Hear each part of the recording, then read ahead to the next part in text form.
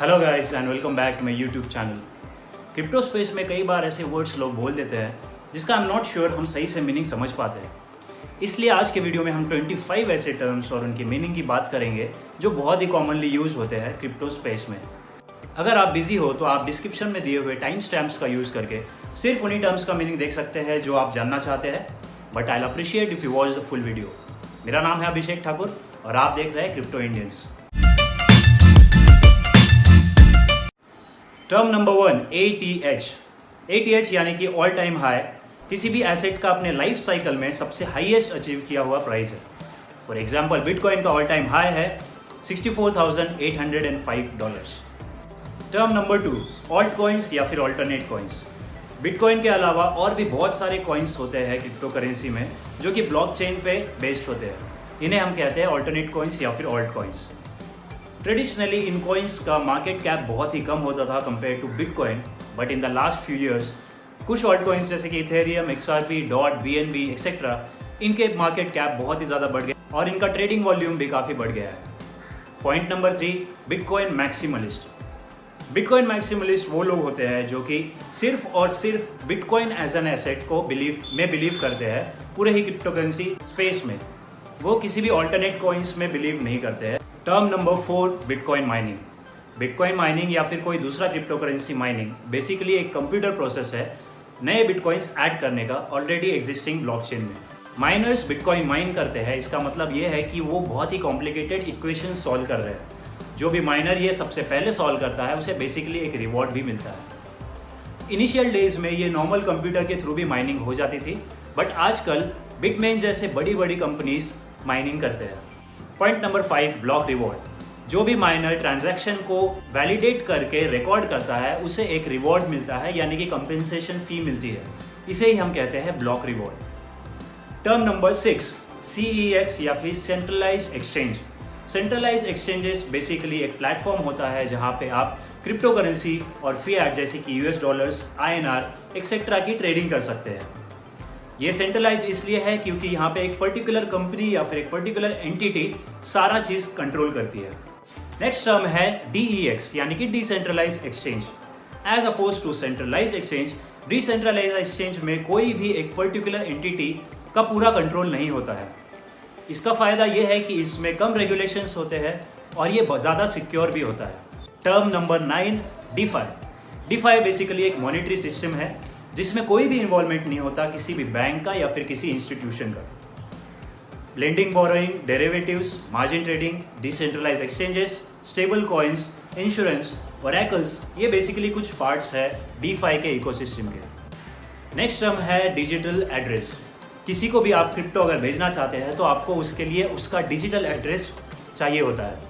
यह digital address कुछ इस टाइप का दिखता है और ये 27 to 34 कैरेक्टर से बनता है जो कि लेटर्स और नंबर्स के कॉम्बिनेशन से बन सकता है। Term number 11 digital wallets. Digital wallets basically वो एप्लीकेशंस होते हैं आपके कंप्यूटर में या फिर मोबाइल में जहाँ पे आप क्रिप्टो करेंसी स्टोर कर सकते हैं। ये सिक्योर होते हैं using seed phrases. For example MetaMask एक बहुत ही पॉपुलर डिजिटल वॉलेट है। टर्मिनोलॉजी नंबर 12 है फोमो। फोमो यानी कि फियर ऑफ मिसिंग आउट।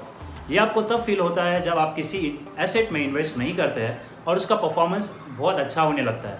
उस टाइम पे शायद आप गलत स्टेज पे भी एंट्री ले सकते हैं और आप जिस स्टेज पे एंट्री लेते हैं हो सकता है वहाँ से प्राइस गिर जाए, इसलिए हमेशा ही फोमो को अवॉइड करना चाहिए। नेक्स्ट टर्म है फड। फड यानी कि fear, uncertainty, doubt. Crypto as a whole के बारे में नेगेटिव न्यूज़ फैला के मार्केट में पैनिक लाने को कहते हैं फड। जनरली ट्रेडिशनल मीडियाज़ को हमने देखा है कि रेगुलेशन के नाम पे काफ़ी बार वो लोग फड फैलाते हैं। जनरली इंस्टीट्यूशंस पे भी ये एलिगेशंस लगते हैं कि वो जानबूझ के मार्केट में फड फैला के जो वैल्यू है एसेट्स की उनको नीचे लाते हैं और तब वो एंट्री लेते हैं उन एसेट्स में। Why, Dada? Why? This is business. This is my sweat. I know, but I did business. Shut up! Shut up! This is business. Hey! Next point है HODL या फिर हॉडल। आपने होल्ड तो सुना होगा, तो हॉडल भी उसी का एक डिस्टॉर्टेड वर्जन है। अगर आप एक हॉडलर है तो बेसिकली आप अपने एसेट्स को होल्ड कर रहे हैं through the thick and thin. अगर मार्केट नीचे जाता है या ऊपर जाता है आप कभी भी अपने एसेट्स को बेचते नहीं है, आप होल्ड करते रहते हैं या फिर हॉडल करते रहते हैं अपने एसेट को। नेक्स्ट टर्म है हाविंग। हाविंग बेसिकली एक ऐसा प्री डिटरमाइंड प्रोसेस है जिसमें जो माइनर्स होते हैं उनको मिलने वाले कॉम्पेंसेशन फी को हर 4 साल के बाद हाफ कर दिया जाता है। जनरली देखा गया है कि जब भी हाविंग होता है उसके बाद एक बिटकॉइन में बुल रन जरूर आता है। जो नेक्स्ट हाविंग है वो होने वाला है 2024 में। नेक्स्ट टर्म है ICO, IEO और IDO। ये बेसिकली कॉइन्स की इनिशियल ऑफरिंग होती है पब्लिक को, और इसके बदले जो कंपनीज है या फिर जो प्रोजेक्ट्स है वो क्राउड फंड जमा करती है। मैंने ICO, IEO और IDO के इवोल्यूशन के ऊपर एक ही बहुत ही ज़्यादा डिटेल्ड वीडियो बनाया है, वो आप देख सकते हैं इस वीडियो के बाद। नेक्स्ट टर्म है मार्केट कैपिटलाइजेशन। किसी भी एसेट का जो भी सर्कुलेटिंग सप्लाई है और जो भी उसका करंट प्राइस है, अगर आप उसको मल्टीप्लाई करते हैं तो जो नंबर आता है उसे हम बेसिकली कहते हैं मार्केट कैपिटलाइजेशन या फिर मार्केट कैप। पॉइंट नंबर 19 और पॉइंट नंबर 20 है प्रूफ ऑफ स्टेक और प्रूफ ऑफ वर्क। ये दोनों ही प्रूफ ऑफ स्टेक और प्रूफ ऑफ वर्क बेसिकली ये डिटरमाइन करने का प्रोसेस है कि जो नेक्स्ट वाला ब्लॉक है उसे माइन कौन सा माइनर करेगा। प्रूफ ऑफ स्टेक में बेसिकली वो यूजर्स जिनके पास सबसे ज़्यादा कॉइन्स है वो डिसाइड करते हैं कि कौन सा माइनर माइन करेगा, और प्रूफ ऑफ वर्क में बेसिकली कंपटीशन होता है माइनर्स के बीच में माइन करने के लिए। जनरली प्रूफ ऑफ स्टेक को इंस्टीट्यूशंस और वेल्स प्रिफर करते हैं क्योंकि यहाँ पे थोड़ा सेंट्रलाइजेशन वाला उनको पावर मिल जाता है। टर्म नंबर 21 है प्राइवेट की और सीड फ्रेज। हर एक डिजिटल एड्रेस में जो आपके फंड्स होते हैं उसे एक्सेस करने के लिए आपको ज़रूरत पड़ती है एक प्राइवेट की। ये बेसिकली प्राइवेट होता है या फिर पासवर्ड जैसा होता है, और ये कुछ इस टाइप से दिखता है। इसी प्राइवेट की को अच्छे से रिप्रेजेंट करने के लिए 12 to 24 वर्ड्स का एक सीड फ्रेज भी होता है। ये सीड फ्रेज कुछ इस टाइप से दिख सकता है। नेक्स्ट पॉइंट है pump and dump. Pump and dump एक ऐसा आर्टिफिशियल तरीका है जिसमें किसी भी एसेट का प्राइस बहुत ही तेजी से इन्फ्लेट किया जा सकता है और उससे भी फास्ट उसका प्राइस डंप किया जा सकता है, यानी कि प्राइस में ड्रॉप लाया जा सकता है।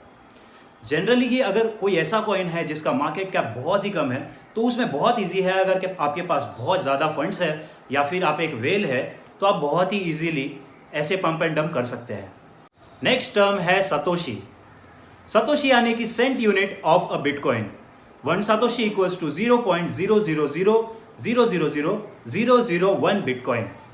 यहाँ पे डेसिमल के बाद 8 स्पेसेस देने का ये मकसद था सतोशी नाकामोटो का, जो कि थे बिटकॉइन के फाउंडर, कि अगर किसी दिन बिटकॉइन का प्राइस 1 मिलियन भी चला जाता है तो भी बिटकॉइन को एज अ डेली करेंसी हम यूज कर पाए। नेक्स्ट पॉइंट है शिट कॉइन। शिट कॉइन यानी कि ऐसे कॉइन्स क्रिप्टो करेंसी के स्पेस में जिनका एक्चुअली कोई यूज नहीं है, वो कोई भी प्रॉब्लम सॉल्व नहीं कर रहे हैं और जस्ट एग्जिस्ट कर रहे हैं। बहुत सारे मीम कॉइन्स भी आजकल आते हैं जिसे हम शिट कॉइन्स बोल सकते हैं। टर्म नंबर 24 है वेल। वेल यानी कि वो एंटिटी या फिर वो पर्सन जिसके पास इतने सारे बिटकॉइंस है या फिर इतने सारे कोई पर्टिकुलर क्रिप्टो करेंसी है कि वो मास बाय या फिर सेल करके प्राइस को बहुत ही ह्यूजली इम्पैक्ट कर सकता है। जो हमारे लिस्ट में सबसे आखिरी यानी कि 25 नंबर पे टर्म है वो है वाइट पेपर। वाइट पेपर एक डॉक्यूमेंट होता है फ्रेंड्स, जो कि कोई भी नई आने वाली कंपनी या फिर नया आने वाला प्रोजेक्ट पब्लिकली अवेलेबल करती है। इस डॉक्यूमेंट में इंफॉर्मेशन होता है उसके टोकन इकोनॉमिक्स का, उसके फ्यूचर प्लान्स का, और कौन से ऐसे प्रॉब्लम्स हैं जो कि वो प्रोजेक्ट सॉल्व कर रहा है। अगर आप किसी नए कॉइन में इन्वेस्ट करते हैं तो बहुत ही इंपॉर्टेंट है कि आप उसका वाइट पेपर पढ़ें।